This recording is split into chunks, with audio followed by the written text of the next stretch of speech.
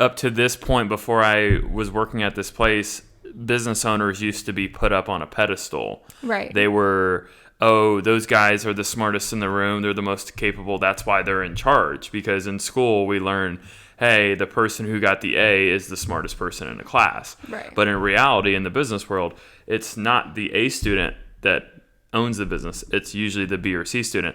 So we learned, hey, if these guys, who some of them just took a risk, just took a chance because they had nothing else going. And that's how they started their business. And that's why their business was 5, 10, 20 million. And the people that were working for them were the people that had great grades. So it opened my mind to saying like, hey, if these guys can do it, why can't we do it? Yeah, I think there was a story of one guy who literally got in a fight with his manager and he couldn't find work anywhere else. So he was like, well, might as well go do it for myself. And he did. And now he has like $1 million company. And so Nate and I were in this environment every single day hearing these stories, and you kind of get thinking sometimes like, well, if they could do it, if they took the risk, what's stopping us, right? Like, why can't we do that? And I think that's really where, I mean, other than our background and history of wanting to own a company. And from a money standpoint, if you don't own a company, your salary is only going to be within the median to maximum of what that position can make. So until you get equity in a company, you're very fixed on what you can earn. So we sat here and we're like, okay, well, we understand that it's more attainable to be a business owner than we've ever thought.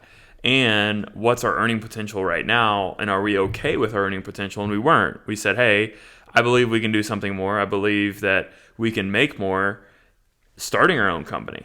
Right. And the only way to do that is to get equity in either an existing company, buy a business, or start your own business from scratch. Yeah. So, and then when we did that, we planned ahead, and I would say we were thinking about it critically, and there was one day that we just threw our hands up and we said we weren't going to do it.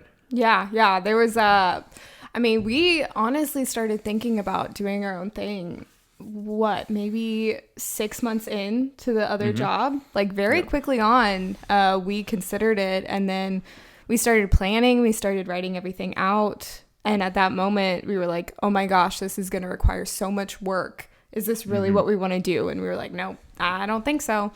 But it always, the thing about entrepreneurship is it sits in the back of your head and it just eats you alive. Like if you're not going after what you really want to do in life, it's stuck there and it won't get out of your head. And you can probably talk to that more. Yeah, I would say the nice thing is either owning a business, being an entrepreneur, or being a salesperson, where if you can make more money at a job, if you just show up and you work hard and you make sales and you get bonuses based on those sales, then yeah, it's pretty much like running your own business. But going to a job every day and just saying, okay, well, I guess my bonus is going to be 10% if I'm lucky. What if I don't get that bonus? Like, your complete reaction to your career versus actually grabbing your career and saying, this is what I want. Right.